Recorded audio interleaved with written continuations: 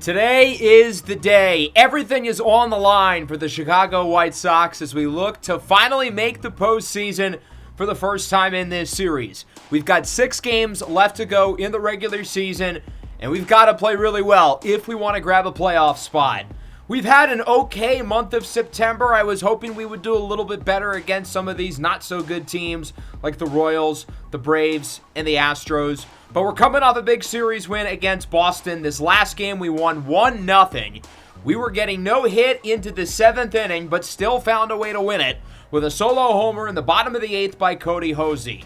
It was their ace, Tyler McGill, versus our ace, Drew Thorpe. Thorpe faced off against 2 batters and got hurt.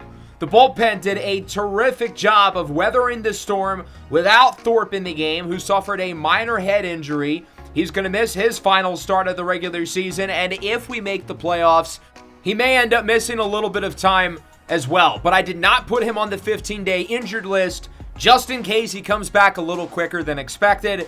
That way we can throw him in when we need to. Higgins Smith is already on the IL, although he's scheduled to come back pretty soon. I don't know if he'll make his final start of the year or not.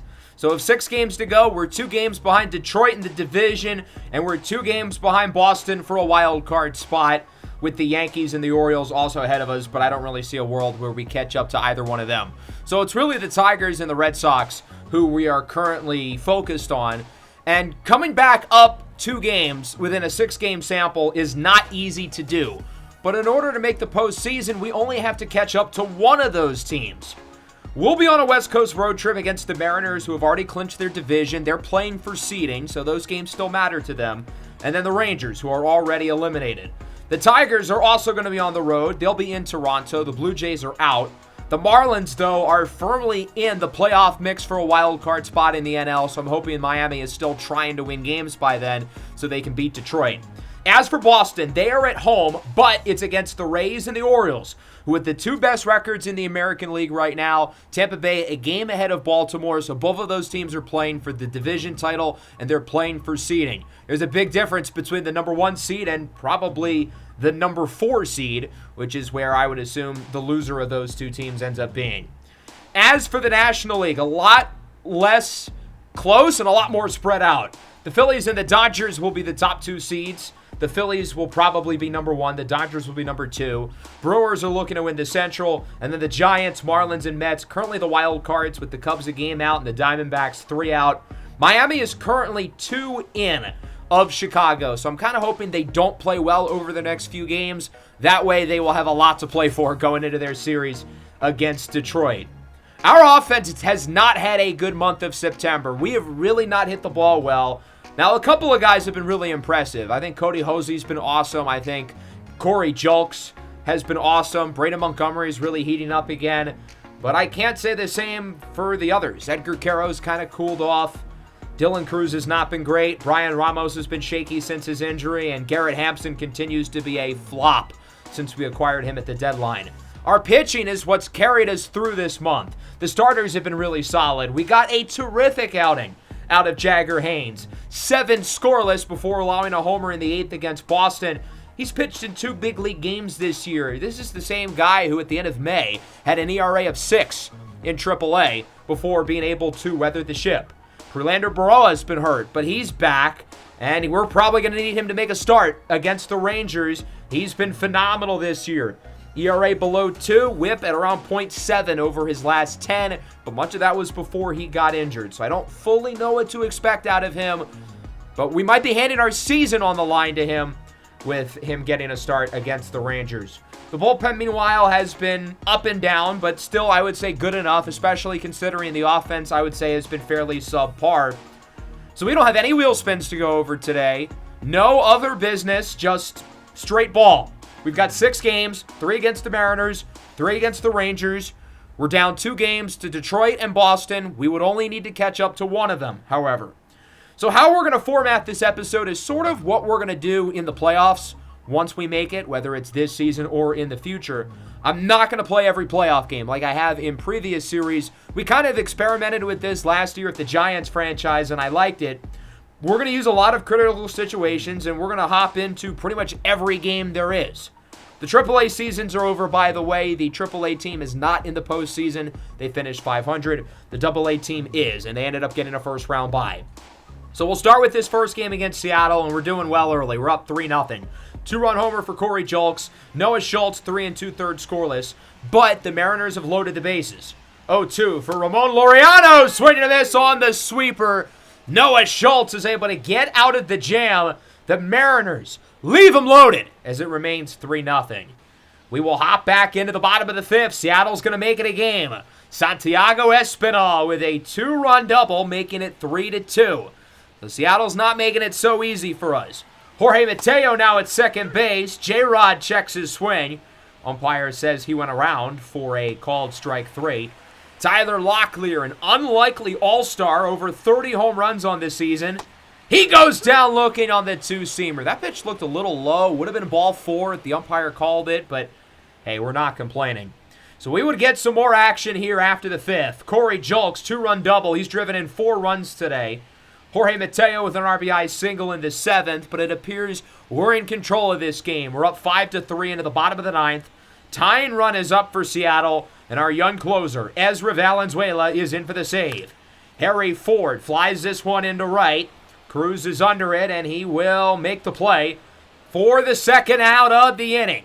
The game will come down to the top of the order. Jarren Duran up for Seattle. First pitch of the AB. Duran jams it up into center. Luis Robert is under it, and the White Sox win it 5-3. So we take the first of our final 6-game stretch of the regular season. Solid showing here. It got a little dicey towards the middle. Bases loaded in the 4th. Let up 2 runs in the 5th. But overall, a solid outing for Noah Schultz, who gets the win. 6 innings, 2 earned. And then Corey Julks, who's been unbelievable as of recent, continues his hot stretch, going 2 for 4 with a 2-run homer in the 2nd and an RBI or a 2-run double in the 6th. Noah Schultz, as I mentioned, pitched a good game as well, helping us get the win, pushing us up to 83 and 74. To make matters even better, the Tigers ended up losing their first game against Toronto 4-2. So that means we are within 1 for the division. Anthony Santander with a Tony Tater driving in a pair with a solid outing from Trey Savage and Toronto's pitching.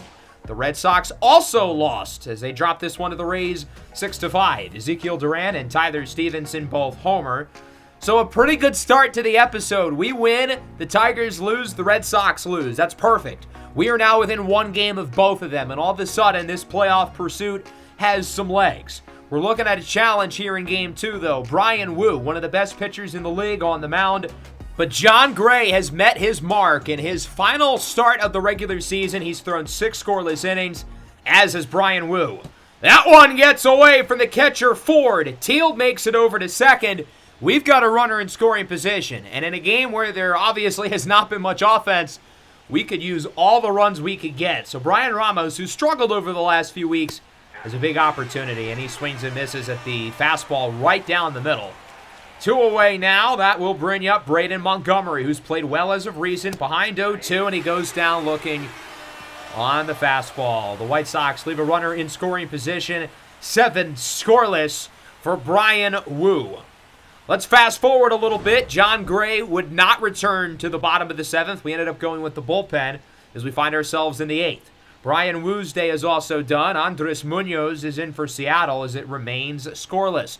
This has been a theme throughout September. We've had a few games like this where both pitching staffs completely shove. I don't know what Dylan Cruz was swinging at there. He swung way too early. It wasn't even that bad of a pitch, but he just swung far ahead. Daniel Schneemann now coming in off the bench, our pinch-hitting late-game assassin. Count is full, draws a walk. Good take. 2 on, 2 away for Luis Robert, the best hitter on the team. He's 0 for 3 in this one, but he homered in the first game. He was the other run along with the 4 driven in by Julks. Lou Bob chases the inside fastball and is already behind 0-2. That one clocked in at 99 from Andres Munoz. Swing and a miss on the slider. The White Sox leave 2 more runners aboard. Munoz gets out of the 8th. As it's still scoreless. Biggest game of the year, the offense completely lays an egg. The Mariners got nothing in the bottom half, so we'll move to the 9th, where I think we're just going to play the rest of this game out. Edgar Caro leads off the inning. This one is hit well into left center field. That ball is off of Duran's glove. Caro into second with a leadoff double.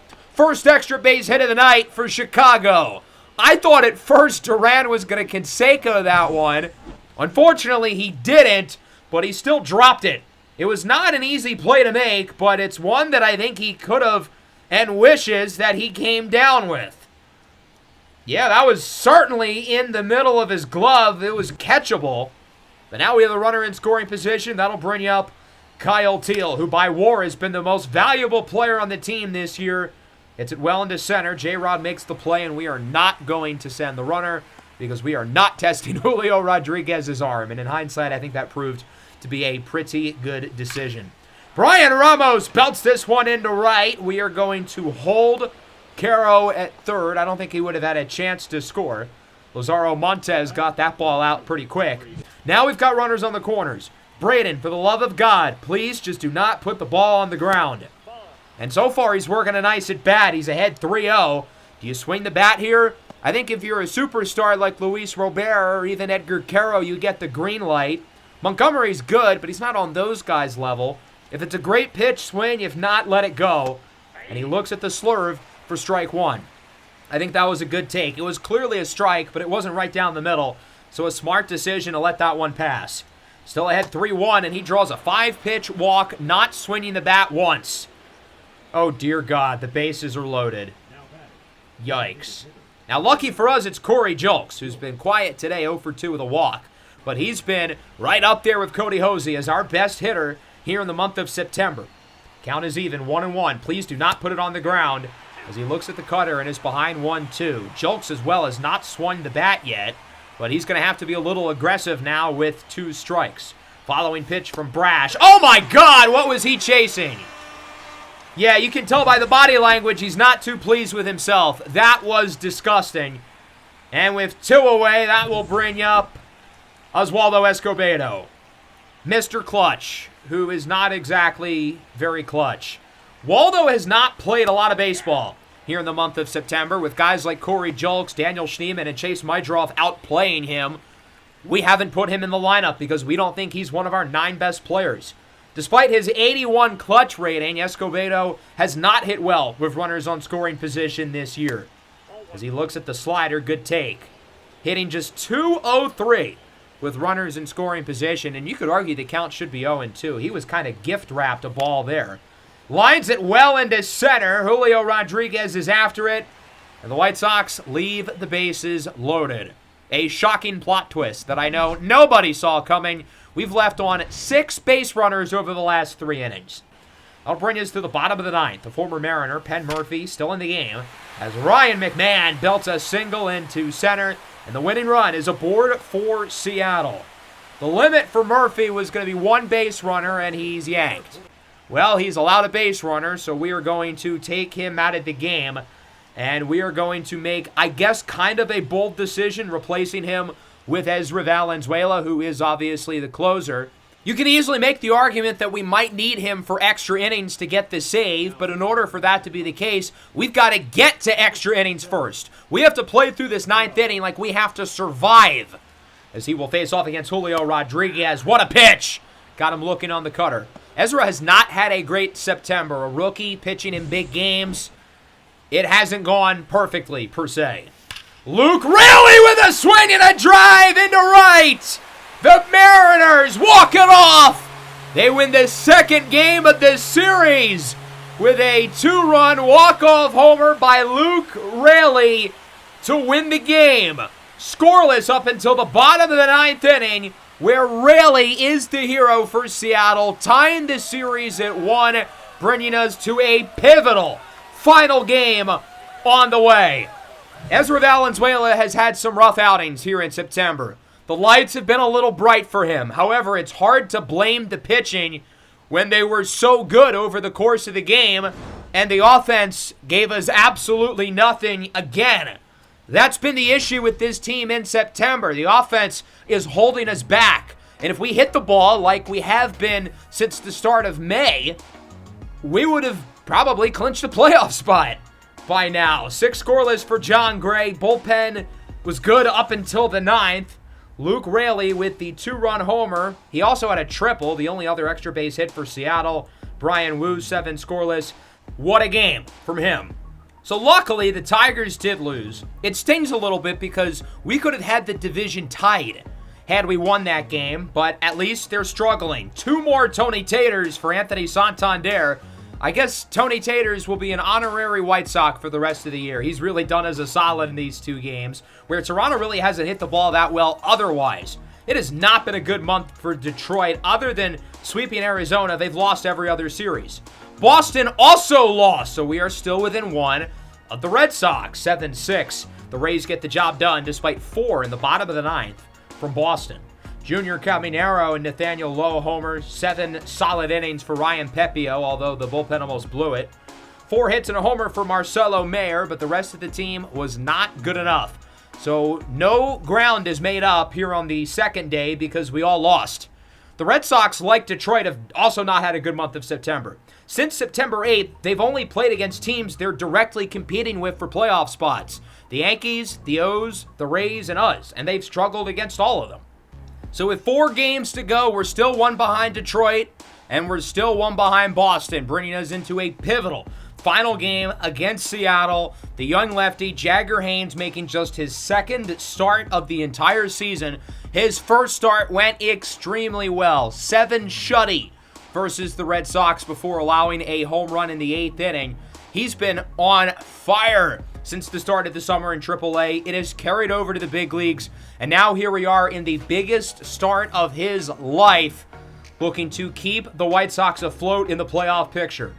As for Seattle, Warner Gentry, their first-round pick a year ago, making his big league debut, only 18 years old. And what I don't get about this game is they love putting the worst hitter in the lineup in the number 2 slot. I have no idea why. Wouldn't you want to put him towards the bottom? But they're going to have Warner Gentry hit 2nd in his first big league game, playing in right field. Again, just 18 years old, drafted out of high school, played well, obviously, in the minors, and has made his way up to the big leagues for Seattle's final few games of the year. The Mariners traded for Spencer Strider last year at the deadline, and it really has not worked out. 4.6 ERA, 1.48 whip in his final start of the regular season. We're hoping we can continue to hit off of him, and that's a good start. Cody Hosey, single into right. We had, 4 or 5 hits in the last game? That is, quite frankly, not enough. We're going to need a lot more than that. Kyle Teal ahead in the count, 3-1, looking to join Hosey on base. Or we'll take that instead. Teal into the opposite field. That baby is gone. 405 feet for Kyle Teal. And the White Sox strike first. His 24th of the year, and it's 2-0. Where was this in the previous game? I mean, at least we're getting some offense now. Teal absolutely clobbers that ball, and the White Sox are ahead early. That'll bring up Luis Robert. Count is even 1-1. Lines it to third, but a nice scoop for the first out of the inning. Good defense there by Seattle. 2 away. Brian Ramos got him looking on the fastball. Good start, though, for the White Sox. 2-run homer by Kyle Teal. So already some early run support for Jagger Haynes to work with. He's pitched 9 big league innings this year. 1 start, 1 game out of the bullpen, and he's only allowed the 1 home run to Boston and a whip of just .56. He has 0 walks so far this year. Here's the new kid on the block. Warner Gentry grounds it up the middle, off of Haynes' glove. Throw to first is in time. Good hustle there by Jagger Haynes. I got a little worried when I saw the ball deflect off of him. I got a flashback from Drew Thorpe in the game against Boston. I was worried we were going to lose Jagger, too. Julio Rodriguez flies it shallowly into left center. Lou Bob makes the play, 1-2-3. Goes down the top of the order for Seattle. A good start for Jagger Haynes. As that will bring us into the second. We'll see if the White Sox can add to the early lead. Chase Wydroff up for Chicago. It's crazy that he just got called up 3 months ago, and he's getting the starts in the infield over Oswaldo Escobedo as he goes down on the curveball. Dylan Cruz now lines this one into left center. It's a rocket. J-Rod at the wall. It is gone. 416 feet for Dylan Cruz. And the White Sox add to the lead as it's 3-0, his 20th of the season. So the power's looking good early, which is a big deal. We want to get these guys swinging the ball well, hitting it hard, and we have done that so far off of Strider through the first couple of innings. Tyler Locklear goes down on the high fastball. Good pitch from Haynes. That'll bring up Edmundo Sosa. The Mariners paid him a lot of money a couple of years ago as he grounds it over to second. Julks bobbles it. Gonna have to hurry back. Throw to first is in time! Good job there by Corey Julks, avoiding the error to deliver the throw. 6 up, 6 down. Jagger Haynes looking awesome in his biggest big league start, surpassing his previous start as that brings us into the third. First trip through the order was a successful one. Let's give it another go. Hosey off the wall in right center. Looking to dig into a double, slides in safely, and the White Sox have a runner in scoring position as Hosey starts his afternoon 2 for 2. The White Sox looking really strong offensively. This is the exact jolt that we needed after getting shut out last night. I don't know why Kyle Teal swung at that pitch, but since he homered earlier, I guess we can give him a pass. Luis Robert swings and misses at the fastball that comes in at 97. Strider sending the heat, as that will bring up Edgar Caro. Count is even, 2-2, and he goes down on the 97-mile-an-hour fastball as well. Strider gets through the third, allows the early double, but strikes out the White Sox 3 best hitters, as that will bring us to the bottom of the third. Jorge Mateo up for Seattle. The Mariners still without a base runner so far, and that will continue through 3, as number 3 strikes out. Jagger Haynes pitching even better than he did against the Red Sox. He is on an absolute heater. Into the fourth, full count for Brian Ramos, and he crushes this ball into left center field. That one is way out of here. 471 for Ramos, and it's 4-0 White Sox. I mean, he really got into that one. His 20th home run of the year and probably his longest. I mean, that ball was absolutely ignited, and Chicago is in clear control. Corey Julks will take a free base as he draws a walk, and the Mariners are going to take Strider out here. He has not had a good season. He has not had a good game at all. He's let up 3 homers in only 3 innings of work. Carlos Vargas will replace him. Now, his season has not been much better. 75 innings just about, with an ERA hovering around 6. And his average against righties and lefties is above 300. My drop into center. It's caught! Julio Rodriguez with a diving grab for the first out of the inning. J-Rod likely to win the Gold Glove, and, well, it's easy to see why with plays like that. 2 gone now for Braden Montgomery. Behind 1-2, and he hits this one into center. Probably will not be as hard of a play to make for J-Rod as he is under it, but the White Sox add to the lead. A solo home run for Brian Ramos, and that will make it a 4-0 ball game. That'll bring us to the bottom of the fourth. The Mariners without a base runner yet. Jagger Haynes has been electric. Count is full for Jarren Duran. This one is lined into right, and that one is gone. 361. The Mariners with their first run, their first hit, their first anything. A little lefty-on-lefty crime as Duran will make it 4-1. We'll see if Seattle can look to gain some momentum off of finally getting something to go their way. As that'll bring up Julio Rodriguez with 1 away. Not the guy you want to let on base with his speed. He goes down on the fastball. Good pitch by Jagger Haynes, looking to get back into the swing of things after allowing the home run previously. That'll now bring up Tyler Locklear for Seattle.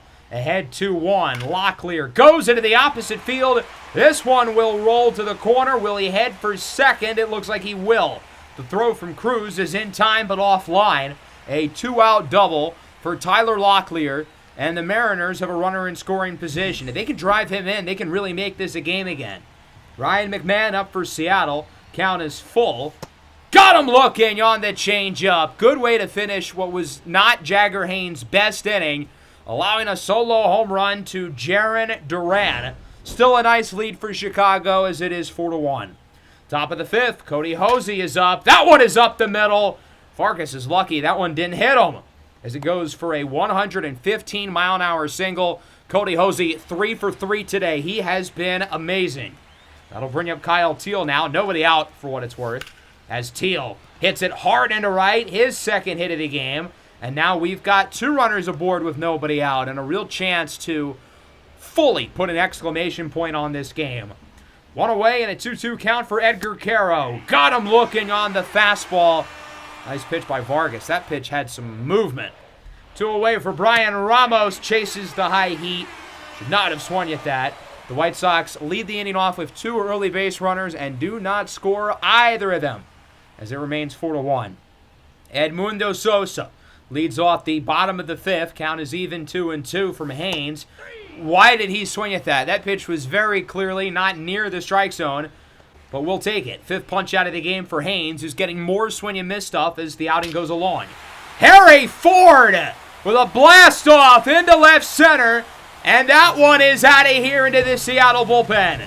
431 for Ford, his 14th of the year, and that will make it 4-2.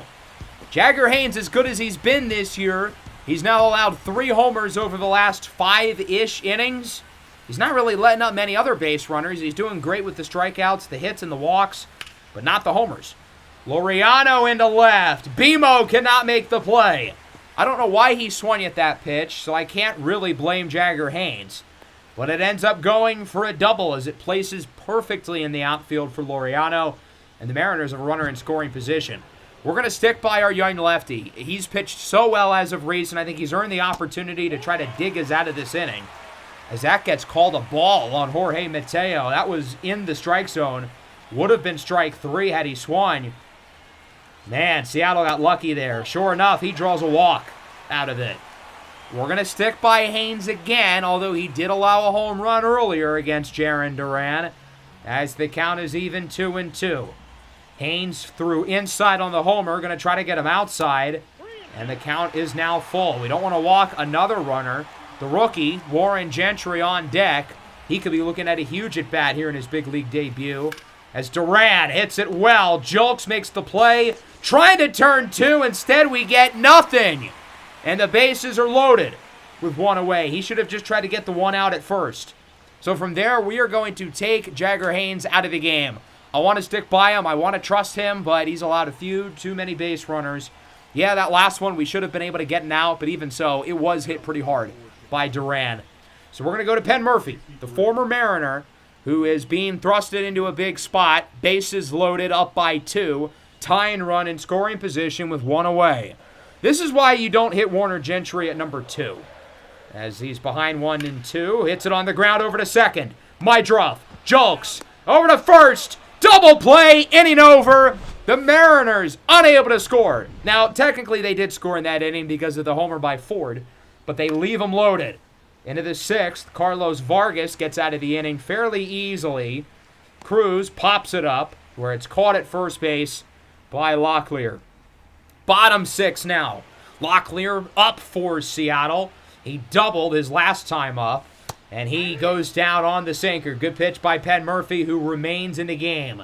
We're going to get out of the inning. I wasn't necessarily anticipating for him to get through the 6th, but when he only had to face off against 1 batter in the 5th, it kind of worked out. As Julks deflects it, there will not be a throw to first. McMahon is in with an infield single, and Seattle has a runner here with 2 away for Edmundo Sosa.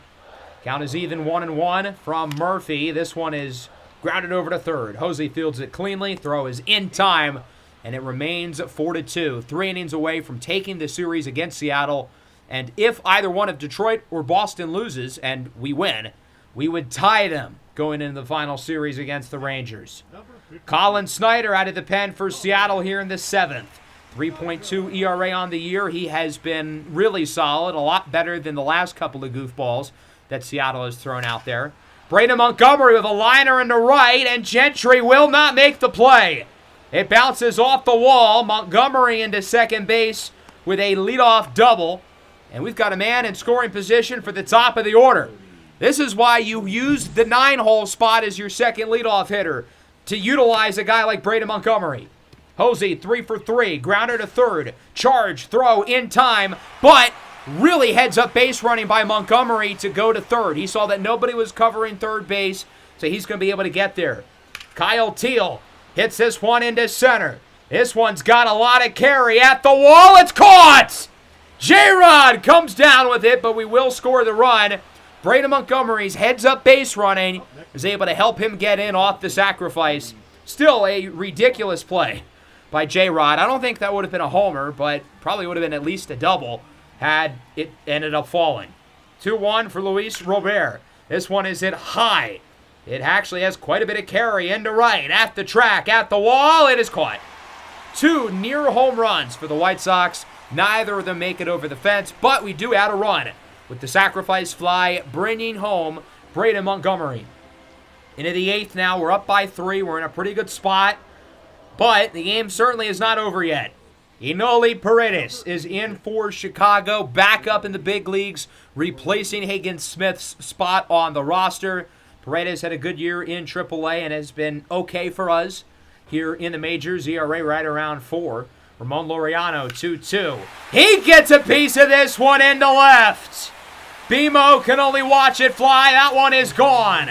384 feet, and the Mariners are right back within 2 as they end up getting that run right back. 3 homers for Seattle, 3 for the White Sox. Today has been about the power. There hasn't been much offense outside of the homers, but both teams have been able to get the long ball going. Jorge Mateo now up for Seattle. This one is up the middle. Maedroff does not dive at it. I feel like he could have at least put it in his glove. I don't know if he would have been able to make the throw, given that Jorge Mateo is lightning fast. But it goes for a base hit. We are going to take Paredes out of the game. Records 2 hits, including a home run, and only 1 out. And we are going to go with a guy who we trust a little bit more here with the lefty Brock Burke, who's been one of our more consistent relievers this year. 3.24 ERA in 84 outings. He's pitched in over half of our games this year. Righties hit 309 against him, but lefties only hit 185.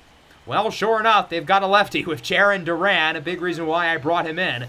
Mateo goes for second. Quick throw from Caro, but Mateo's just that damn fast as he's safe. His 19th stolen base of the year. And now Seattle is a runner in scoring position. Down is 2-1 now for Duran. The last pitch a ball. Mateo for third. Caro with a late jump. Back-to-back stolen bases for Mateo. He's now at 20. And Seattle has one of the fastest guys in the league. 90 away from home. That one goes over the glove of Cody Hosey. It's 5-4. Duran, with his elite speed, makes it over to second base. And this game just got real interesting. An RBI double for Duran. We are within 1. Seattle's a base hit away from tying the game. Again, why would you have Warner Gentry hitting the 2 slot? As he goes down on the low circle change, should not have swung at that one. Huge at bat for Julio Rodriguez, the best player on the team. You got to hope your superstars can make plays in the big moments. The 1-1, it's a dribbler over to third. Hosey gets it. Throw to first in time. I think I've mentioned it before with this Seattle team, but they're so fast. Everybody on this team has elite speed. There's no easy ground balls with these guys. Seattle gets 2, and the lead is within 1. It's 5-4 as we go into the 8th. Gregory Santos, the former White Sox, is into the game. He's had a solid year, 3.25 ERA. Middle of the order up for Chicago. That will start with Edgar Caro, who hasn't really given us anything today. He is 0 for 3. But he hits this ball really hard. 116 off the bat for a single into center. Caro's had a solid month, and he's been really consistent since coming back from injury. I mean, he has been rock solid. But he's been kind of slumping over the last week. We need him to play better, and, well, swings like that are certainly encouraging. Brian Ramos belts this one into left field. Duran cannot make the catch. It goes off the wall. Caro stops at second, then goes for third. They're not going to try to get him out.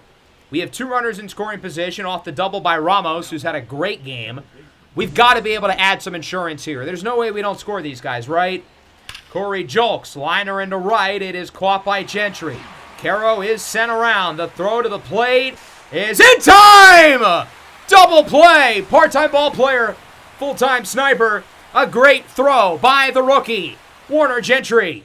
We do advance Ramos to third, but now there's 2 away for pinch hitter Daniel Schneemann, who hits it well into center at the track. It's caught by J-Rod. And the White Sox score no one, despite having runners in scoring position with nobody out. Next 2 swings, we hit the ball hard, but they were both caught, and one of them was a double play. Bottom of the 8th, Tony Santillan is in for the White Sox. ERA hovering right around 4 this year. The anti-Brock Burke, only .225 against righties, .301 though against lefties. He will face off against Tyler Locklear to get things started in a one-run game as Locklear hits it into right, Cruz after it, and he makes the play. Good hustle for the first out of the inning by Dylan Cruz to get things started. That will bring us to the 5-hitter Ryan McMahon, who is a lefty. This favors McMahon, but he's behind 1-2, and he gets plunked! Uh-oh! The Mariners now with a base runner and a big opportunity to do some damage. 1-2, Edmundo Sosa checks his swing, went around for strike 3. That pitch might have been in the zone anyway. It was close. Harry Ford now the 1-1. Homered in his last at-bat, flies it into right. Cruz under it, and he will make the catch. 5-4 going into the 9th. Definitely want to add some insurance runs here because with Ezra allowing the walk-off home run last night and with his inconsistencies here in September, I don't know quite how much we're supposed to trust him. Andres Munoz is in for Seattle, 3.29 ERA in 82 innings. The Mariners have certainly worked their talented flame-throwing righty a lot this year as Braden Montgomery goes down on the slider for out number 1. That'll bring us back to the top of the order. Hosey has 3 hits today.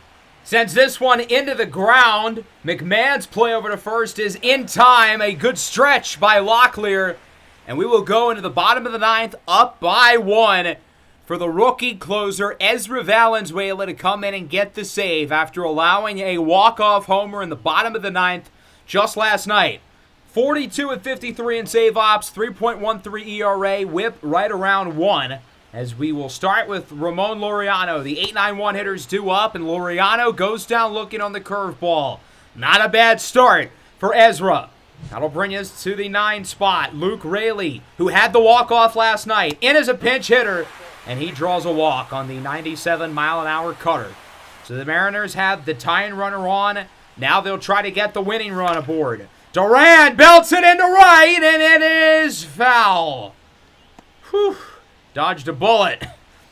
Count is 1-2. That one gets away from Edgar. Raley surprisingly quick over to second. Not in time.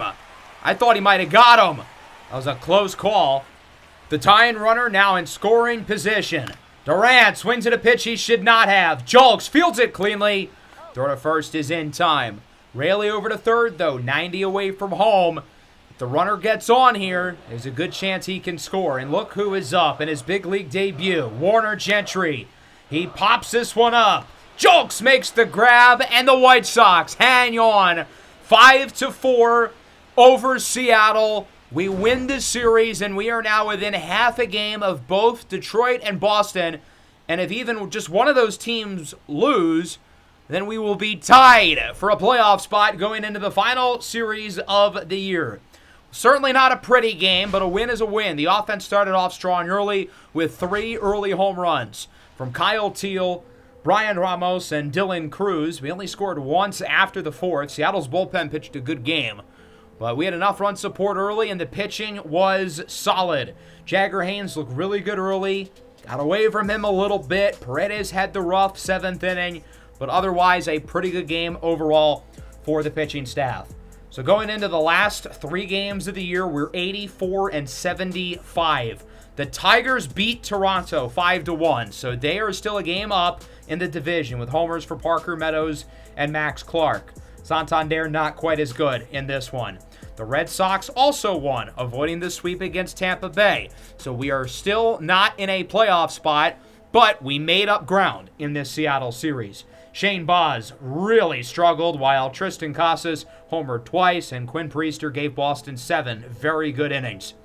So coming into today, we needed to make up 2 games within a 6-game stretch. Cut it in half. We've got to make up 1 game in a 3-game stretch. Now, the Marlins have clinched the playoffs. They're pretty much locked into the 5 seed and will play the Giants in the first round, which is not good because that means they're probably not going to try as hard against Detroit. The Red Sox are playing against the Orioles, who are still going for the number 1 seed in the division, so they will certainly still give it their best go while we play against the Rangers. We're playing for some individual accolades as well with 3 games to go.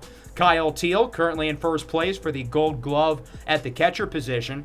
Garrett Hampson in third at shortstop, even though his offense continues to be pathetic since coming over at the trade deadline. Brady Montgomery second at center field. I don't think he's catching Julio Rodriguez. He has thrown out 23 runners, which is a lot. 14 is also very impressive for Brady Montgomery, but Julio is just on another level. As good as BMO has been defensively, one of the best defensive outfielders in the game. Kyle Teel, second in Silver Slugger at catcher, while Luis Robert is in first in the outfield with 40 home runs, and he's got a chance to win the home run title. The AL is wide open. You've got 5 guys within 1, and nobody else in the NL is as high. Not a lot of homers in the NL this year. Garrett Hampson is third in triples. He will need 11 more to catch Wyatt Langford, who has 21! That is insane! Now, he did just tear his Achilles around a week ago against the Cubs. So not only will he not be available for the Rangers' final 3 games against us, but he's probably going to miss all of next year. And he's a free agent after the season, where he's probably going to make at least $250, maybe $300 million. Probably lost some money, though, with the Achilles tear, but man, he is a really, really good player. Lou Bob, third in slugging. Ezra Valenzuela tied for third in saves. It's possible he wins the save title. Noah Schultz tied for second in the American League in strikeouts.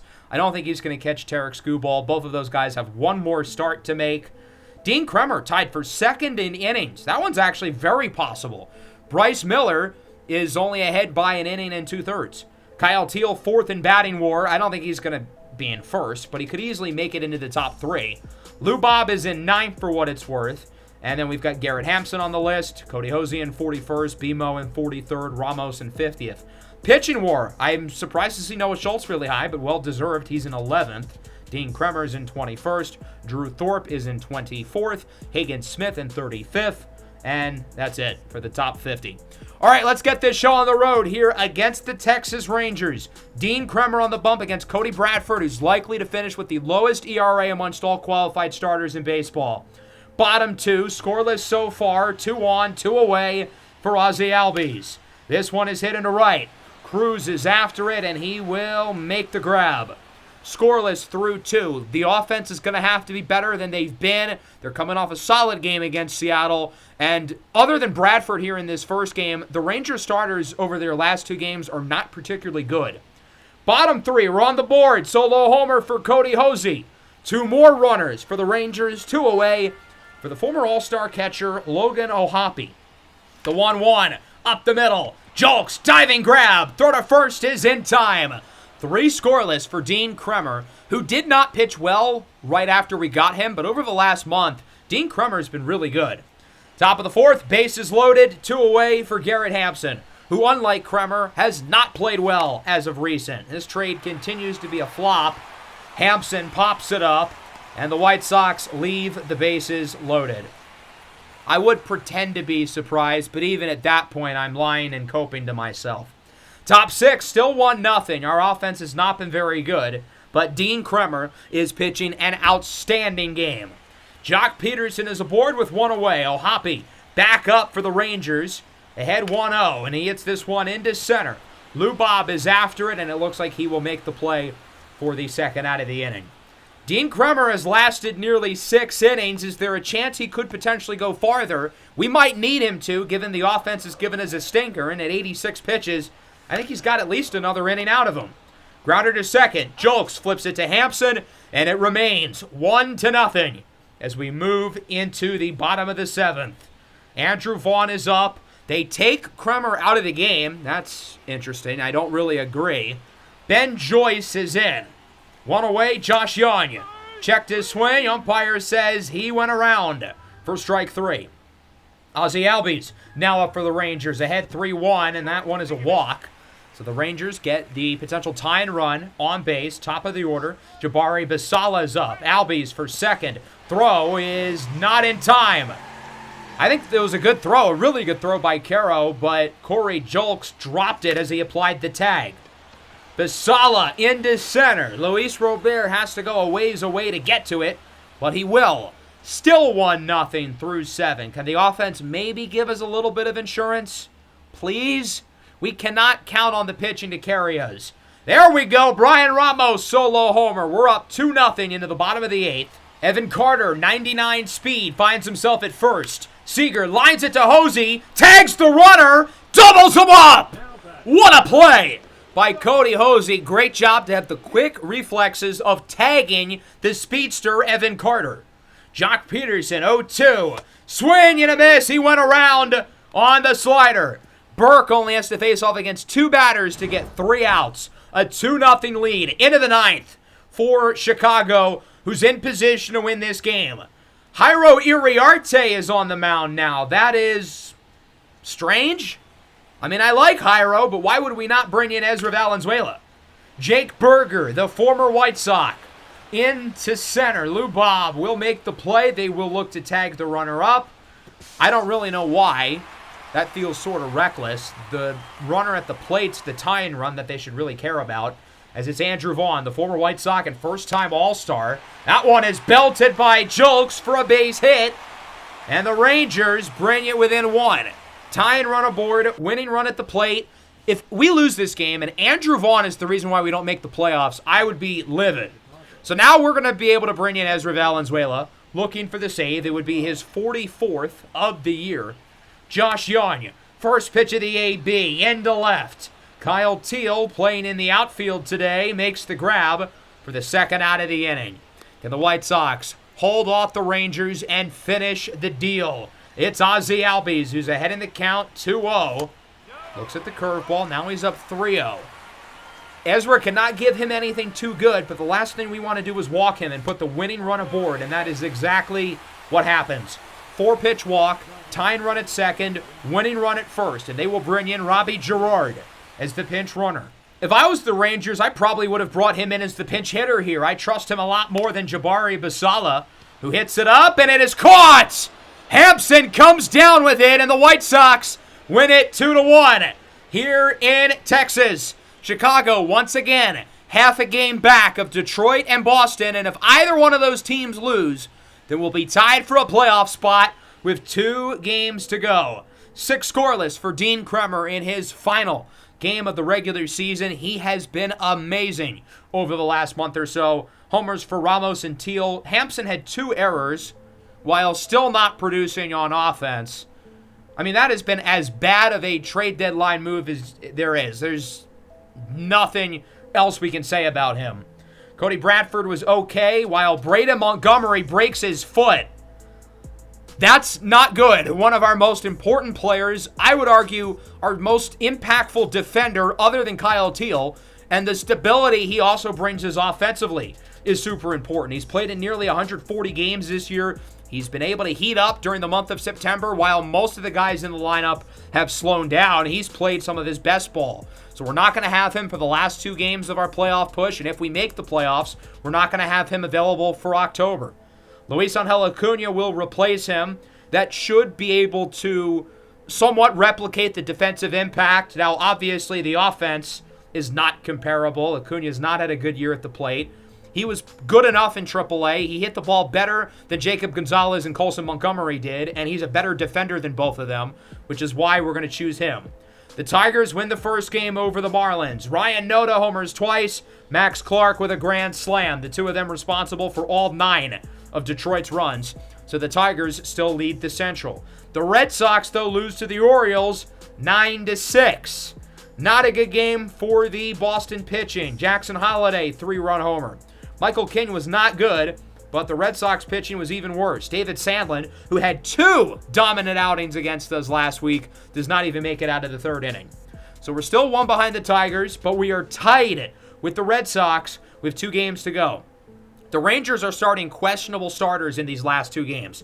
Frankie Montas, ERA in the mid-6s, and then Kumar Rocker in the last game. He's thrown less than 20 innings this year, and the offense has gotten right to work. Bases loaded. 2 away here in the top of the first for Dylan Cruz, who puts it on the ground, and the White Sox score nobody. Not how we wanted to start the inning. Again, for a team who has not hit the ball very well in September and needs all the runs they can get, we cannot leave runners aboard. And the fact that we've scored nobody through 5 innings is a concern. Lucky for us, Prelander Baroa, in his first start of the entire year, has been electric. Jock Peterson into center. Julks is under it. He'll make the play. Lou Bob not playing defense today. He is in the lineup as a DH. 5 scoreless for Prelander Berra. Boy, it was bold throwing him out there, who, again, has not made a start all year. But he has been excellent. Bottom of the 7th, still scoreless. Berra lasted 6 innings. Montas lasted 5. Ozzie Albies aboard with nobody out for Yordis Valdez. Penn Murphy on the mound now for the White Sox as Valdez is going to look to bunt. That one's going to drop. Caro, pick up the ball! Okay, we'll get the 1 out at second. That's fine. It's a fielder's choice for Valdez for the first out of the inning. 2 away now for Josh H. Smith. Behind 0-1, the pitch from Murphy. This one is hit high into center. Julks chases after it, and he will make the play. Julks' defensive versatility is so valuable. He can play anywhere other than first base and catcher. Is Julks a good defender? No, not really. But he's a below-average defender at 6 positions. That's pretty valuable. We're going to hop into the game and play the rest of the way here from the 8th inning onwards because it feels vital that we get some offense going. Another game late that's scoreless. Posey flies out. It's caught by O'Neal Cruz for the first out of the inning. I like that we at the top of the order up. I don't like that none of these guys are doing anything. Jose Leclerc on the bump. Luis Robert is up. Lines this one into the gap. That'll go for extra bases. Lou Bob into second with a double. There's your base runner, Chicago. Now it's time to capitalize and put yourself half a game over the Red Sox for a wild card spot. 2-2. Caro checked his swing for strike 3. And through 8 innings, the White Sox still have nothing. Bottom 8. Murphy's still out there for the time being. Jock Peterson singles into left. And the Rangers have their base runner with nobody out. We're going to stick by Murphy for now. The former White Sox Jake Berger is up. Berger on the ground. Ramos, what a play! To Mitroff, to Murphy. Doubles him up! What a scoop by Brian Ramos. A 3-6-1 double play. We're going to take Murphy out after that, and we're going to bring in Brock Burke. 3.18 ERA and now 85 innings on the year for Burke. Logan O'Hoppe's contact versus lefties is in the 20s, but he hits this one well into center. Julks at the track, cannot come down with it. I told you he's not a good defender. It's nice being versatile, but it's only so helpful when you're not good at 6 different spots. Good thing he's hitting the ball really well, but nonetheless, the Rangers have a runner in scoring position for Andrew Vaughn. Again, we cannot let this goofball take us out of our playoff spot, so he ends up drawing a walk. 2 on, 2 away. Marcus Semien up for the Rangers. He's only hitting .226 this year. Our biggest at bat of the season as he looks at the high fastball for ball 1. Only hitting .175 with runners in scoring position as this one is jammed high into the outfield. Cruz under it, makes the play, and we are still scoreless through 8. 5, 6, 7. Ramos, Cruz, Julks, a combined 1 for 9 due up for the White Sox as the Rangers are going to bring in their closer. They have no reason to try other than to play spoiler. Why are they tryharding and bringing in Ryan Helsley? I don't know, but they are, so we're going to have to deal with it. 33 of 42 in save ops this year for the multi-time All-Star. 3.21 ERA. Ramos is 0 for this evening. We'll see if he can get on base. He's ahead 3-1, working a very solid at-bat so far. And he draws a walk. That works. So we've got the potential go-ahead run aboard. Brian Ramos, also sneaky fast. His speed right around 80. Can't really steal, but he can run. That'll bring up Dylan Cruz. Behind 1-2. And he ignites this ball into left. This one goes off the wall. Ramos will be held at third. Dylan Cruz with a double. 2 runners in scoring position. Nobody out. We're getting these guys in. We will not be held off the board. That'll bring up Corey Julks. Count is even, 2-2. Swing and a miss. I don't know why he swung at that. Okay, that's only 1 though. All we need to do is hit the ball semi-hard, and we can be able to bring in the runner at third. Daniel Schneemann off the bench, our late inning demon. Looks at the fastball. That one arguably should have been a ball, but it's called strike 2. Clocking in at 102. So now Schneemann's going to have to look to be aggressive. The 1-2 pitch on the way from Helsley, and he gets hit! And the bases are loaded Our biggest bases loaded spot of the year, and guess who's up? Mr. Clutch. Please do not put the ball on the ground, Waldo. That is all I ask. The most unclutch player on the roster in the most clutch situation of the year. Bases loaded, one away. You know, if he puts a liner into the outfield, we'll take the lead. That's all I need out of him. I'm not even asking for a hit. Just hit the ball semi-well like that, but fair next time, as he's already behind 0-2. Hell, even a strikeout would be better than putting this ball on the ground. Not that I want him to strike out, but it would at least give another batter an opportunity. As he looks at the high fastball, okay, good take. We're working a competitive at bat. As the count is now 1-2, our biggest bases loaded spot of the series. The least clutch player on the roster, despite his high clutch rating. Fouls off another one. Way to protect. That pitch was right on the fringe of the strike zone. I think they would have called it. So a good job at the very least to get late contact and keep the at-bat going. Count remains 1-2 for Oswaldo Escobedo. The pitch from Helsley. Fouls off another one. We continue to keep the at-bat going. We continue to make it competitive. The fastball at 1-2. Waldo timing it well again. The sixth pitch of the at-bat here from Helsley on the way.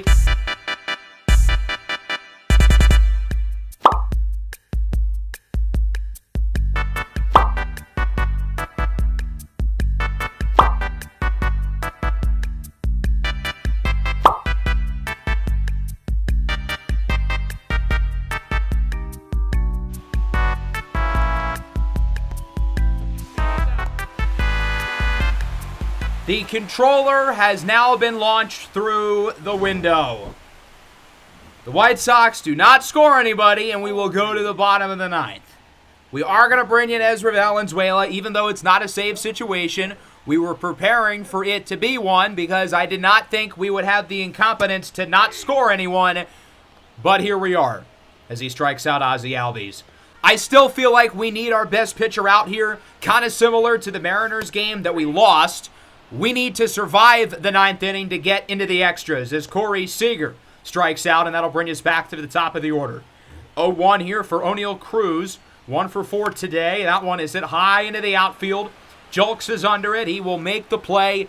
And unlike Game 2 of the Mariners series, we are headed to extras scoreless. 0-0.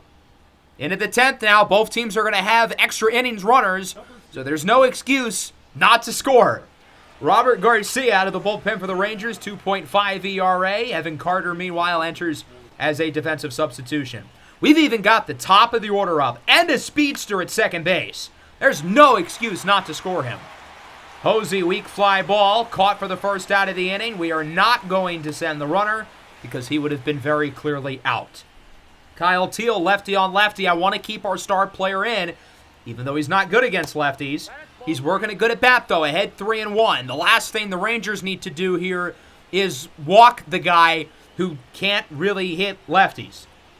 3-1 now from Garcia. Teal hits it well into center, but not well enough as it is caught. We are not going to send the runner because, again, he would have clearly been out. So that'll bring up Luis Robert. 1 RBI shy of 100, and now would be a pretty good time to get it. He's had a great game today. 3 for 4, a double, 2 singles, and even a stolen base.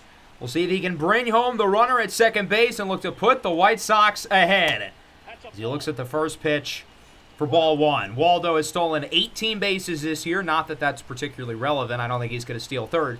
But he's got enough speed to leg out an RBI. The problem is Luis Robert pops it up into the shallow outfield. And even with a runner in scoring position in the top of the order up, we do not score. So that'll bring us to the bottom of the 10th. We're going to keep Ezra Valenzuela in the game. His stamina rating is in the 40s. He can go for a little while. Josh H. Smith, swing and a miss on the cutter. Don't forget, though, the Rangers have the runner in scoring position, and they've got a great chance to bring him in. That's O'Neal Cruz, who's also quite fast. Pisala pops it up. Caro under it. He'll make the play. And now Texas is going to need a base hit. Otherwise, we're going to an 11th inning. It's Jake Berger, the 2-1. Swings at a pitch he should not have. Into shallow left. Hampson under it, and we are going to the 11th. 1, 2, 3 innings in the 10th for both the White Sox and the Rangers. Will this be the inning we score? Luis Robert at second base. He's also quite fast. 4, 5, 6 hitters up. Garcia still in the game. He'll start with Edgar Caro. He hits this one high and pretty deep. Into right field. Not deep enough, but it should give Lou Bob plenty of room to make it up to third base. Okay, that's not horrible, because now all we have to do is hit the ball semi-solid here, and Lou Bob should score. It's Brian Ramos, the 1-0. He does not hit it semi-solid, or even fair for that matter. It's caught by Berger. And now we're going to need a base hit out of Dylan Cruz. And I don't think we're going to get it. He pops it up, and it will be eventually caught. So we do not score Luis Robert here in the 11th. 6 up, 6 down here in the extras. You know, maybe we shouldn't have grounded into a bases-loaded double play in the 9th inning. But I digress. Good grab there by Ramos. Sends it over to second, and it's in time! Double play! Berger was lollygagging at second base, and Ramos turns 2. Valenzuela, as you can see, still in the game, as Vaughn is behind 1-2. Can we get 3 innings out of Ezra Valenzuela? Yes, we will! Vaughn checks his swing. Ezra gets through the inning, I think, in 5 pitches. He only had to see 2 guys. We are headed to the 12th, still scoreless. This is an absolute embarrassment of offense from both of these teams, as Cole Winn comes in for the Rangers, looking to get the win. No? Okay. 7, 8, 9 hitters do it for Chicago. We'll start with Julks. Base hit. We are not going to send the runner. As much as I wanted to. Boy, I did. But he would not have been safe. Now we've got runners on the corners. There's nobody out. Even a double play would score a run. That's even fine. I don't care how we score him, as long as we do. As it's Daniel Schneemann. The count is full. Walk works too. Really anything but a strikeout, and he strikes out. Great. Guess who's up now? Oswaldo Escobedo. And I guess we're going to stick with him. His average with runners in scoring position is now below 200. Please just do not put the ball on the ground. As he looks at the fastball, and now we're 2-2. Hell, a strikeout would be better than a double play. Just don't put it on the ground, please. Waldo skies it into the outfield. Okay, he didn't put it on the ground as it is caught. We're going to send the runner. The throw to the plate is in time! The Rangers get through the 12th. Evan Carter with a bullet, and Dylan Cruz is thrown out. Bottom 12, a 4-pitch walk for Semien, and I think Ezra is completely out of gas. He threw 3 innings. We've got to take him out, and we'll replace him with Tony Santillan. The walk really is not that big of a deal because the winning run is at second, so Semien getting aboard really changes nothing. As Albies puts it on the ground, Schneemann, he will not send it over to second. We're going to get the 1 out at first. We would have probably got nobody out if he sent it over to second base, so that's a smart decision in hindsight. That'll bring up Evan Carter, and we have a pretty easy decision here to intentionally walk him, set up a force out at all 3 bases, and potentially get the Rangers the opportunity for a double play. Top of the order up, it's O'Neal Cruz. First pitch of the at-bat. Oh, he almost got hit. And that would have won the Rangers the game. We just dodged one. Cruz pops it up. Daniel Schneemann is under it. That is out number 2. Will the Rangers pull a White Sox and leave the bases loaded, sending us to a 13th inning? Josh H. Smith, 2 for 5 today with 2 singles. I'm sure he would love another one here to win his team the game, as that one is low and outside for ball 1. Santillan's got to work it competitive at bat, got to keep him in the strike zone because a walk ends the game. Swinging to this, 97 miles an hour from Santillan for strike 1. My heart's beating and I already know what happened. High fastball for strike 2. Can the White Sox send it to a 13th inning? The 1-2 for Smith. It's on the ground and it gets by Escobedo. The Rangers walk it off in the 12th. A 1-0 win for Texas. The White Sox lose in heartbreaking, embarrassing, and to be quite honest, well-deserving fashion. We did not deserve to win this game because the offense continuously shot themselves in the foot until they could no more. Ezra Valenzuela gets the loss. He threw 3 scoreless innings. That feels like a perfect representation of this game. Lou Bob had 3 hits. Julks had 2. The rest of the roster had 2 through 12 innings. Prelander Berroa, 6 scoreless innings. The bullpen, practically 6 scoreless innings. But it didn't matter because the offense was that bad. In game 161, when we needed to win, the offense does that. The Tigers beat the Marlins. Detroit has won the American League Central with homers from Rengifo, Meadows, Contreras, and Clark. Max Meyer and the bullpen were not great. So the division race is over. Boston loses to the Orioles. That's good. Mike Trout homers twice, along with one from Anderson de los Santos, the Rookie of the Year favorite. 2 errors from Willie Castro. I think he had 2 in the last game as well. Yes, he did. 4 errors for Willie Castro, trying to do us a solid.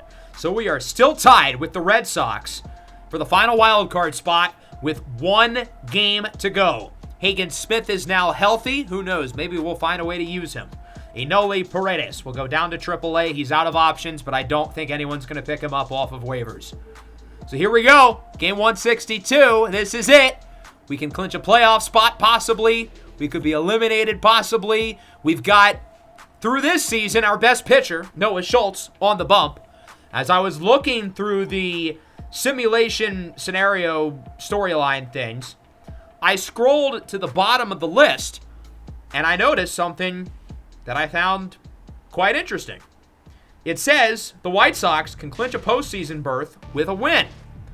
So the Red Sox lost their last game against the Orioles. They got swept, which means we are currently in the wild card spot. We're half a game ahead of them. This would be such a cool graphic if it was not completely wrong.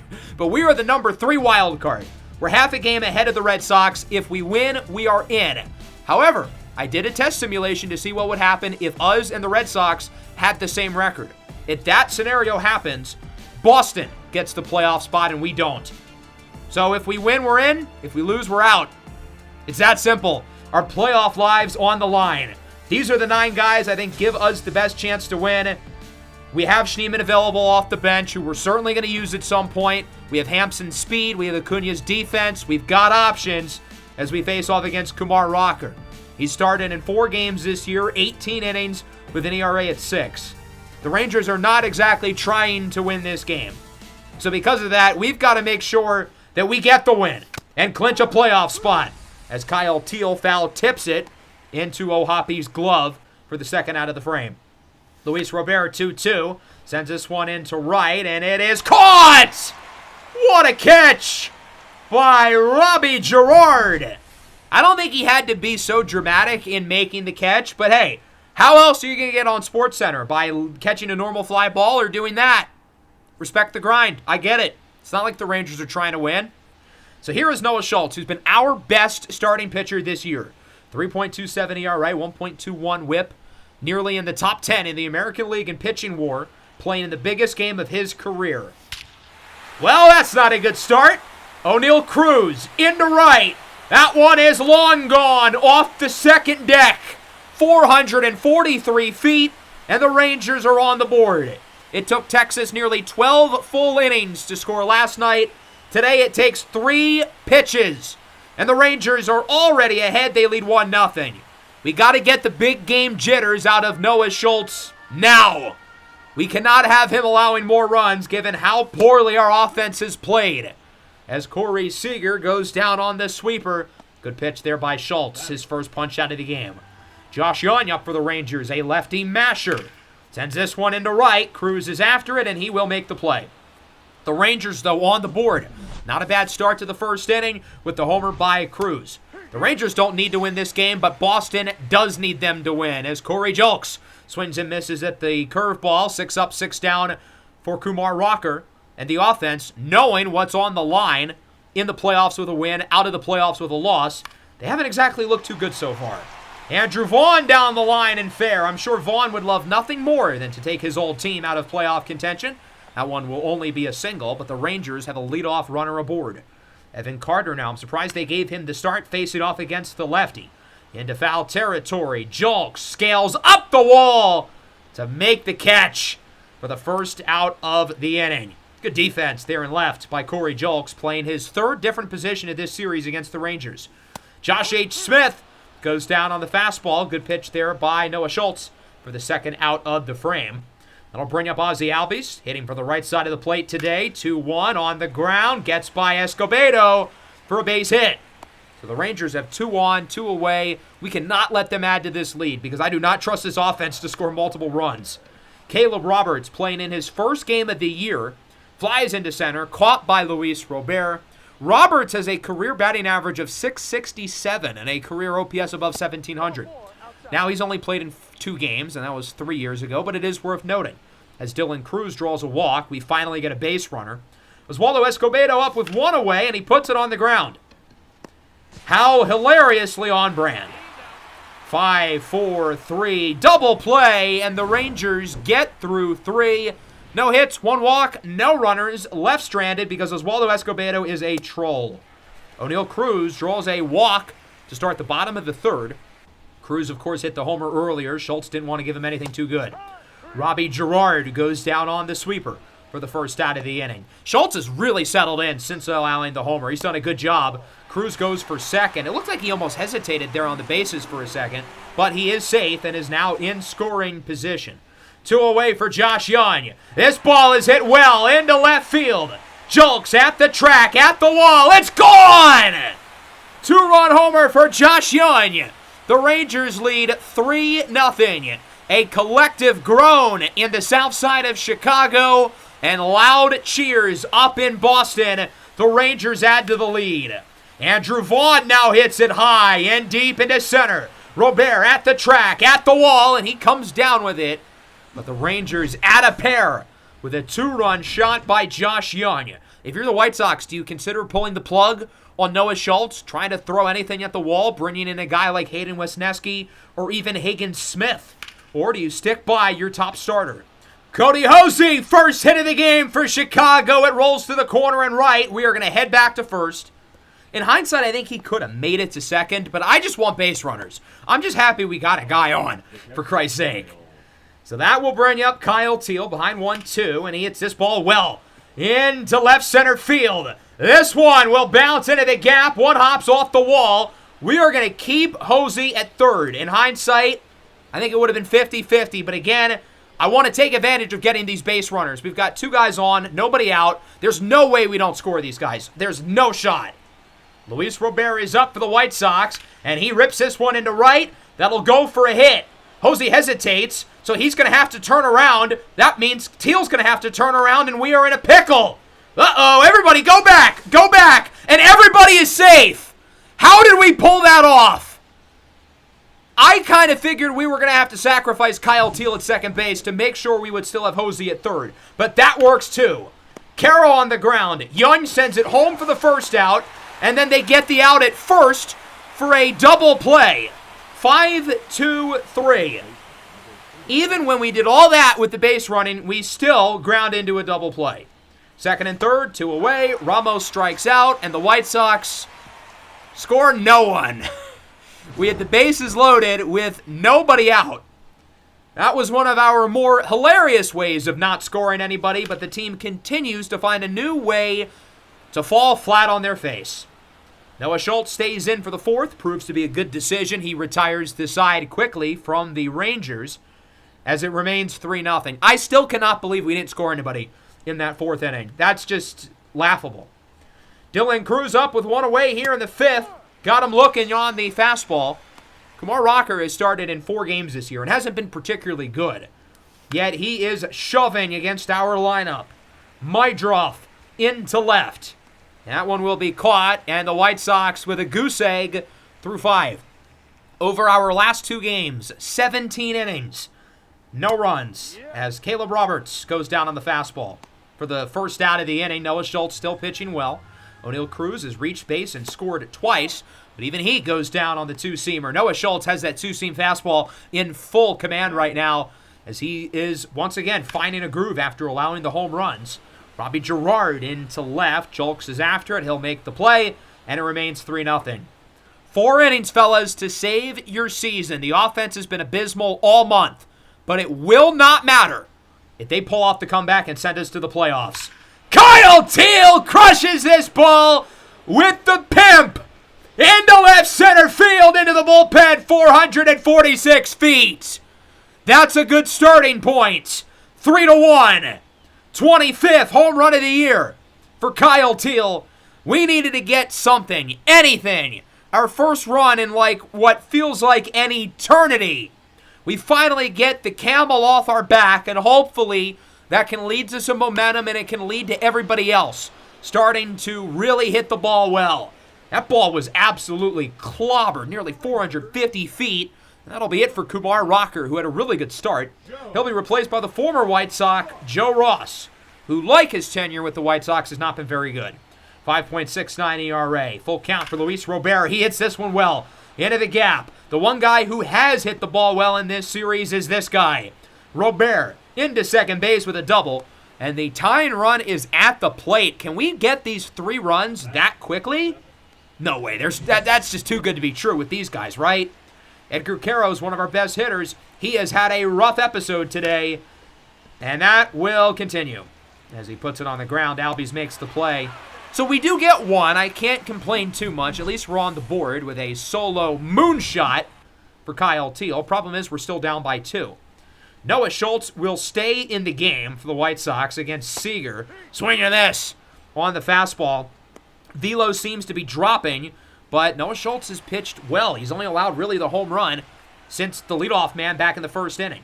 The homer was by Young, who this time has it go really high again, but not quite as hard or as deep. Caught by... Whoa, that sounds really weird out of context. Caught by Julks for the second out of the inning. Andrew Vaughn over to second base. Escobedo makes the play. Throw to first is in time. Another quick inning for Noah Schultz. You know, we might be able to get a 7th out of him. It's something we'll certainly have to think about, and certainly will depend on how we hit the ball in this inning. So the Rangers will make another switch. Robert Garcia out of the bullpen for Texas. 2.41 ERA on the year for the lefty, as he will face off against Brian Ramos. I see why they brought him in. Ramos, despite being a righty, is better against right-handed pitching as he pops this one up into the deep part of the infield. It is caught by Ozzie Albies for out number 1. That'll bring up Corey Julks. He started this series as a lefty specialist. Now he's pretty much even, as that one gets by Albies for a base hit. So Julks is aboard with 1 away. The tying run again is going to be at the plate, as that will lead to a pitching change. The Rangers ended up getting Dylan Cruz out, and now they're going to pivot to Jose Leclerc, who's bounced around 4 teams in 4 years in this series. Finds himself back with the Rangers. Dominic Canzone will come in off the bench to replace Chase Mydroth as a pinch hitter. I figured I'd like to bring in his power here, as Canzone hits it high. Not all that deep, though, into center. It is caught by Cruz. We do not score anybody here in the 7th, as it remains 3-1. Luis Angel Acuna will move over to short, replacing Canzone defensively. Acuna's first big league game since May. And we are throwing him in here in our biggest game of the year against his old team. Evan Carter on the ground. Acuna is the one who makes the play. Noah Schultz, as you can see, still in the game. He's been dominant over these last 3 innings, and I think we can get one more from him, especially considering the lefties the Rangers have due up, with first Carter and then Josh H. Smith, who grounds out to second. The play is made by Escobedo. That'll now bring up Ozzie Albies. 3-1. Why was he swinging at that? I mean, it was a strike, but, like, why so early? Now the count is full. Albies fouls it off. He is chasing the low sweeper, so I feel like we've just got to keep giving it to him because he's going to keep going for it. The problem is if we mislocate this pitch, that could be bad. Albies chases it again, and it pays off. That one will roll into the right center gap for extra bases. Cruz gets it to deflect off the wall, and Albies walks into second base with a 2-out double. If the Rangers score here, we are not in a good spot. It is another lefty, though, Caleb Roberts, who hits it well into right. Caught by Cruz. Noah Schultz gets through 7. His day is done. A phenomenal outing for Schultz. Yes, he allowed the 2 homers, but other than that, he was really good. The problem is the offense is not giving us run support, and now the back end of the Rangers bullpen is in. Dane Dunning is here in the 8th. Oswaldo Escobedo would be up. He is usually good without runners on base, but I think this is where we bring in late game Demon Schneemann. The 2-2, Schneemann hits this ball high and deep into left field. Back at the track, it is caught. Off the bat, I really thought that was going to be a homer, not because he hit it that well, but because it's Daniel Schneemann, and that would be poetic. Hosey into right. Second hit of the game. We've got another runner aboard with one away. Kyle Teal is up next. He's had a good game. He just homered. Luis Robert after that has also had a good game and series. Teal fouls off the sinker and is now behind 1-2. We just got to keep stacking base runners and hope we can get a big hit at some point. We haven't gotten many big hits this month, certainly not in this episode. Count is now 1-2. Pitch from Dunning. Swing and a miss. That slider had unreal movement. That is a filthy pitch. And now Luis Robert is up for arguably the biggest at-bat of his big league career. 2 for 3 today. He's played well. Still an RBI away from 100. As he swings and misses at the slider and is behind in the count. 1-2. The Ranger faithful getting loud, not for their own team, but I guess for the sake of the Red Sox. Every hotel room has one of those chairs, if you know what I mean, as Luis Robert singles into right. His third hit of the game. The tying run is on base. Huge at bat. Biggest in Edgar Caro's career. Why did he swing at that? Over to second base. Albies makes the play. I thought that pitch was going to curve into the strike zone. It had filthy movement. So the swing decision in a vacuum I really don't think is that bad. The problem is he was ahead in the count 2-1. I feel like he didn't have to. He didn't have to force the issue. Brock Burke is out of the bullpen for the White Sox. He'll face off against O'Neal Cruz, who lines this one into left. Julks will make the play. If, by God's grace himself, we do make it to the bottom of the ninth, keep in mind, we're not going to have Ezra Valenzuela available. He just pitched 3 innings yesterday, so I can't imagine he'll be able to go. So we're going to have to keep that in mind as we go, and that was partly why we had Schultz last as long as he did. As Robbie Girard flies out to center, it's caught by Luis Robert. Corey Seager now. Count is full. Lefty on lefty, the pitch from Burke. Swing and a miss! 1-2-3 inning for Burke, and now this is it. Top of the ninth, 2-run game. Ryan Helsley, who struggled in the last game, maybe the only pitcher we can say that about for either team, is in for the Rangers. 3.15 ERA. In each of the first 3 seasons of this series, the Rangers' season ended in the World Series.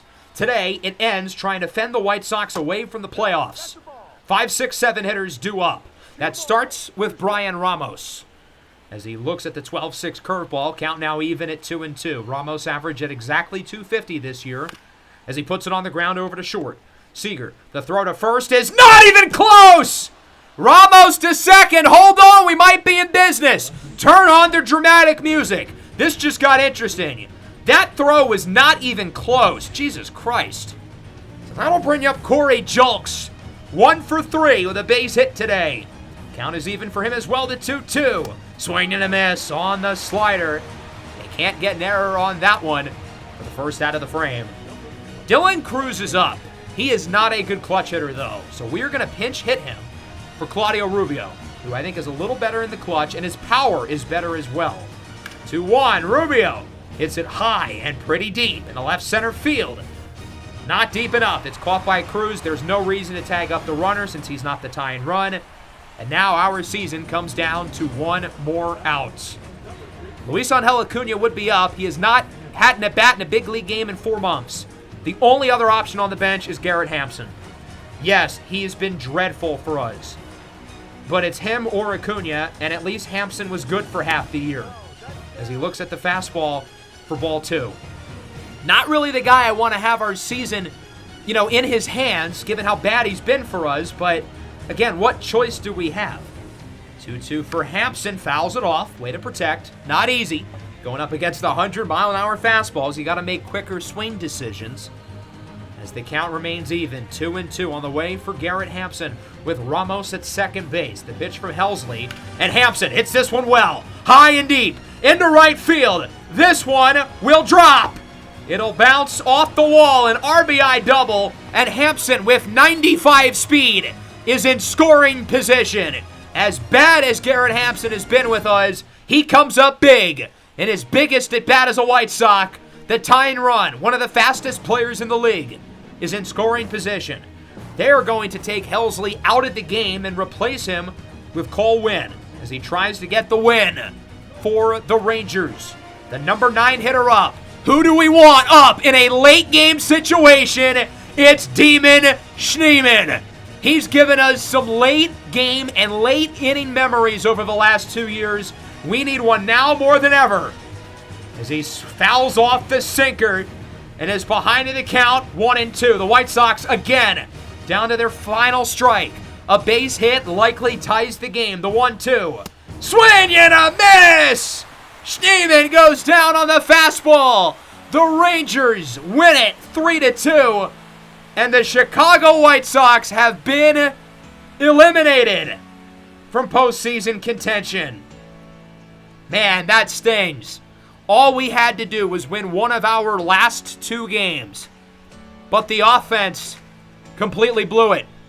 We had time after time after time in the first game to win it, and we didn't. 0 runs in 12 innings. Today, at least, we scored a pair, but we had our chances. Top of the 4th inning, bases loaded. Got nothing. Top of the order was great. 2 hits for Hosey, 2 for Teal, 3 for Lou Bob. Everybody else had 2. Noah Schultz got the loss, but this one's not on him. 7 very solid innings. Other than allowing the home runs, he was really good. But it's not enough. The Red Sox are in. The White Sox are out. 85-77, the exact same record as the Red Sox. We split with Boston in the regular season series. I don't know exactly what the tiebreaker would be, but whatever it is, it ends up going to them.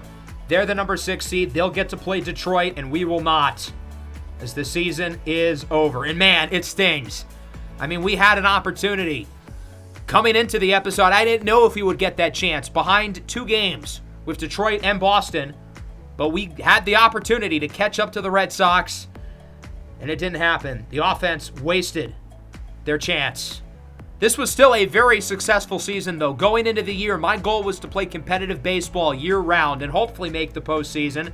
And while we didn't, we played competitive baseball until the final out of Game 162. We were in it until the final pitch.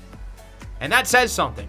Even though we didn't make the playoffs, and even if we go back as recent as the trade deadline when we got Garrett Hampson, which was a mistake, and we got Dean Kremer, we decided to buy rather than sell so we could get this team experience in big games, hopefully playoff games. And while we're not going to send these guys to the playoffs, in a lot of ways, we did complete the goal of getting these guys to play in huge matchups because the last 9 games have essentially been playoff games for us. Gotta shout out Dean Kremer. He has been phenomenal as of recent. These last 4 starts, he's been really good. So the trade deadline was not a colossal failure since that trade ended up being kind of a hit, even though he struggled early after we got him. But the last 9 games have been essentially the playoffs for us, playing against Boston, who we were obviously competing for a spot with, and winning the series, and then against the Mariners and the Rangers. Those were playoff games for us. Our season was on the line pretty much every game. And unfortunately, we fell short, and it certainly sucks, but look, this team now has hope and excitement. And it's no longer just me saying we have hope after winning 70 games and seeing some good things, but we put it on the win column. We went over 500. We won 85 games this year.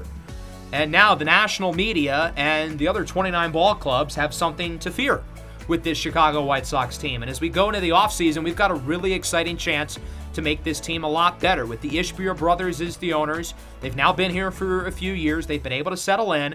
We don't have that many big contracts on the books. If we want to spend money, I think we're going to have the opportunity to do so. We're going to have to find the right guys, of course.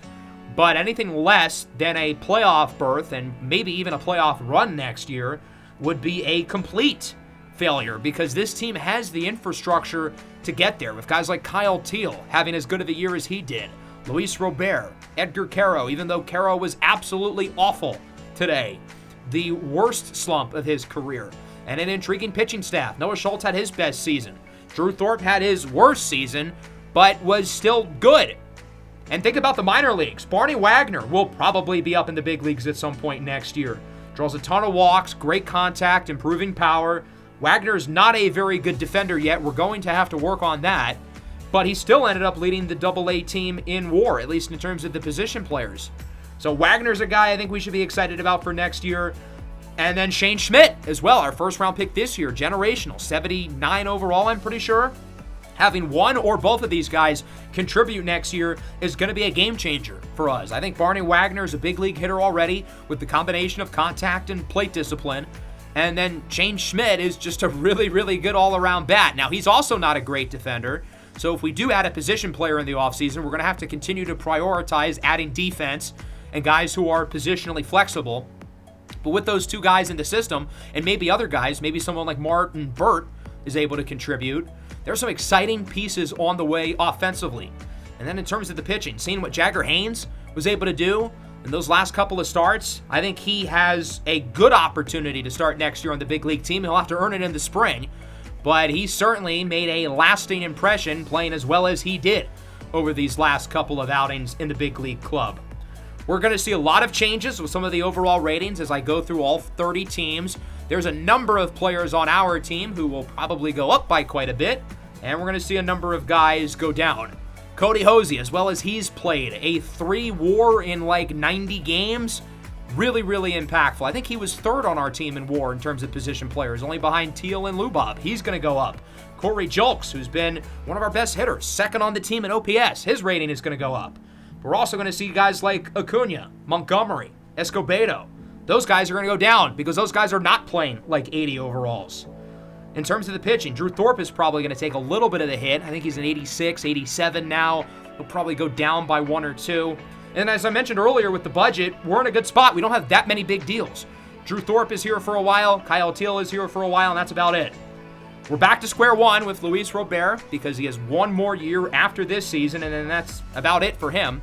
We have a number of guys who are free agents. Garrett Hampson along with Dean Kremer, John Gray, and a decent chunk of the bullpen, including Brock Burke and Penn Murphy. But we're going to have a lot of money to play with. $100 million that we had on the books this year will start the offseason off the books. So I'm excited to see what we can do in the offseason, even though it sucks that we ultimately missed out on the playoffs. Hope you guys enjoyed. Make sure to leave a like, subscribe to the channel if you are new. Peace out.